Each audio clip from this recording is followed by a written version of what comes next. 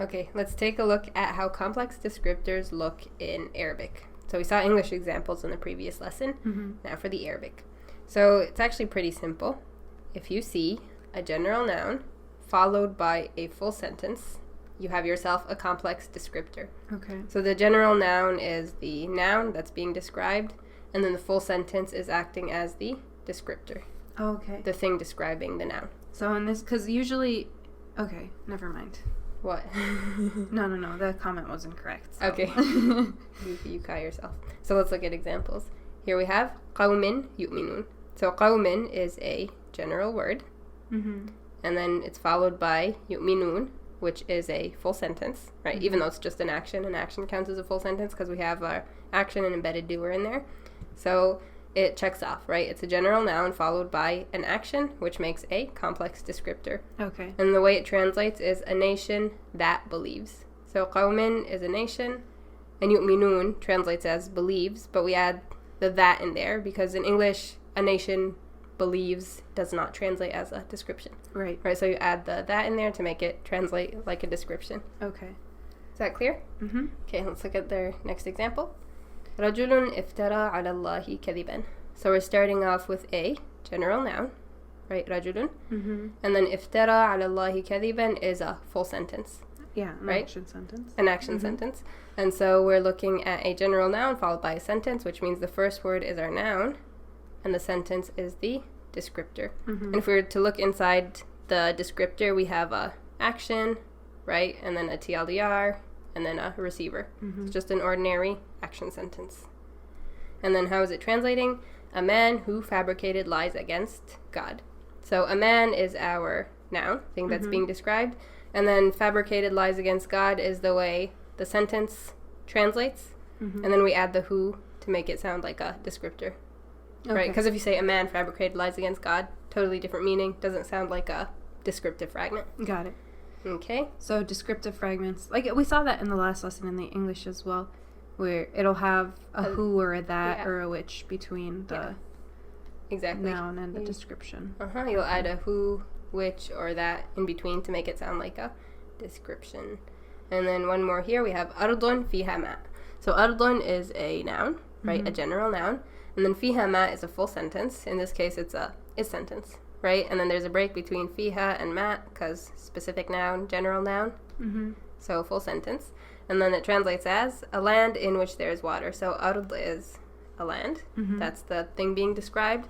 And then in which there is water. Well, if we were to translate فيها ماء, it means there is water in it. There is water in it, but that doesn't sound like a description if we say a land there's water in it.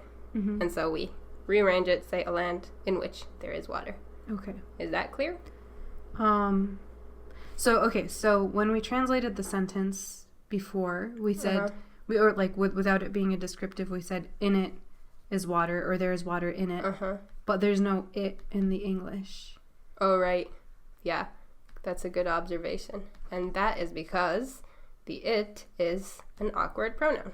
Oh, so like with complex nouns. Just like with complex nouns, complex descriptors can have awkward pronouns in them.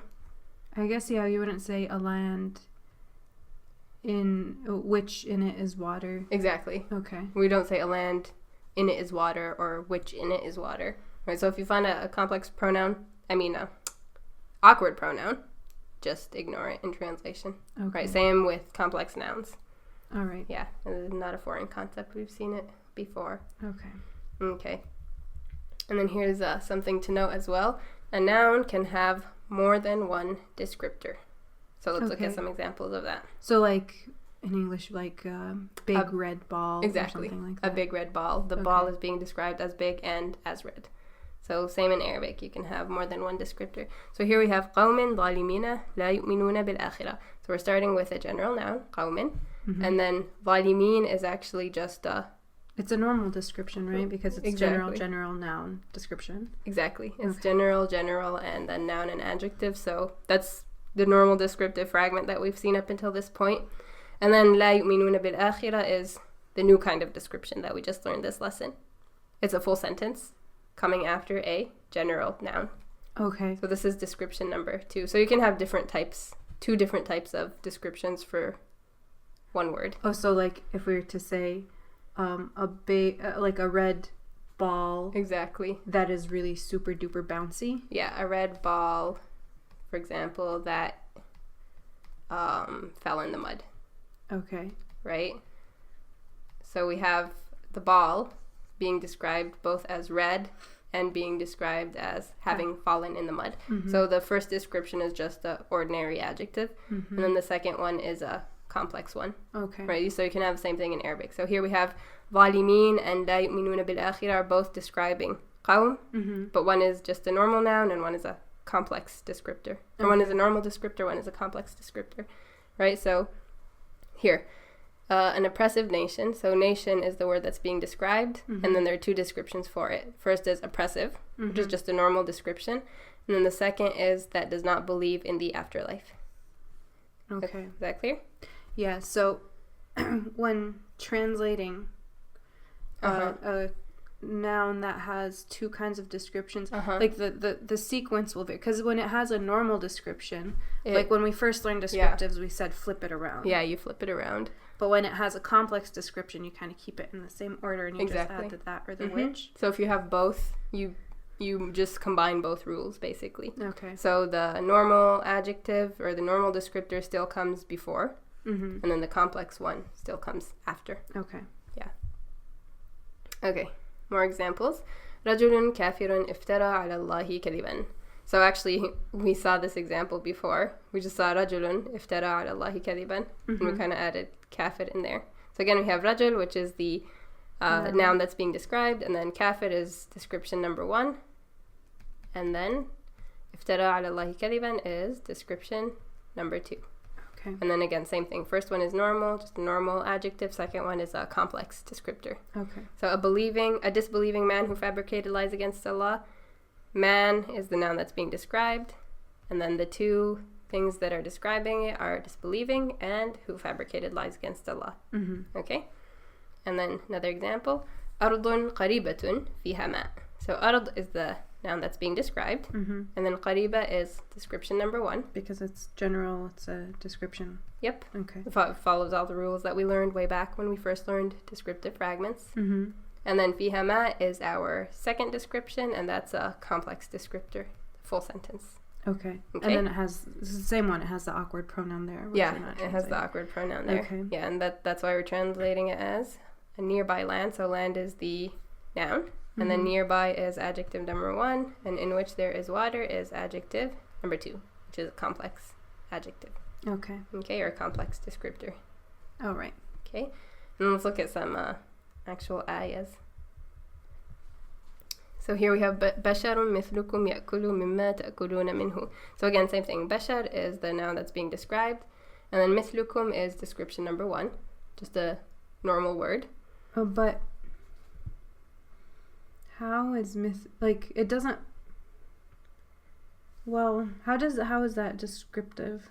Well, if you just look at the translation, it means Method means like. Okay. Yeah, so a man like you. Okay. We're describing the man as being similar to you. Okay. It does look a little bit different, but if you just think of it meaning wise, okay, it's still a descriptor. And then يأكل مما تأكلون منه, full sentence. So that's descriptor number 2. Translates as who eats from what you eat from. Okay. And then again, we have an awkward pronoun. We're not saying who eats from what you eat from it. Okay. So we're ignoring that in translation. Okay. And then here's more than 2 descriptors. Oh wow, that's a lot of descriptors. Yeah. So قوم, that's our noun. And then يحبهم ويحبونه, descriptor number 1. It's a full sentence. And then أذلة على المؤمنين is descriptor number 2. And in this case, it's a normal descriptor. It's a normal descriptor. So this is a sentence or a complex descriptor. And then the second one is a normal descriptor. Okay. Or a normal adjective. And then أعزة على الكافرين, again, is another normal one.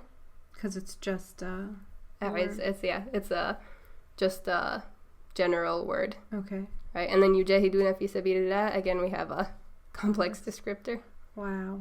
So that's 4 descriptors for 1 noun. And then translates as a nation who he loves and who love him, and who are gentle with the believers, firm with the deniers, and who fight in the path of Allah. Okay. So all descriptions for the word nation. Okay. Yeah.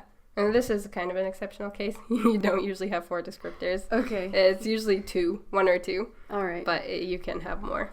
Okay. This is just to illustrate the point of multiple descriptors. Yeah, of multiple descriptors. Yeah, it looks really intimidating. Yeah, but if you work through it, as always, if you break it down, it's simpler than it looks. Okay. Are we clear on complex descriptors?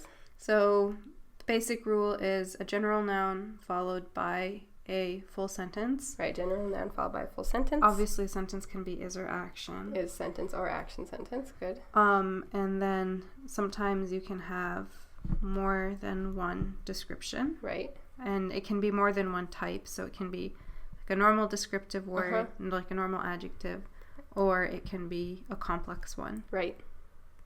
Okay. Good. Good summary.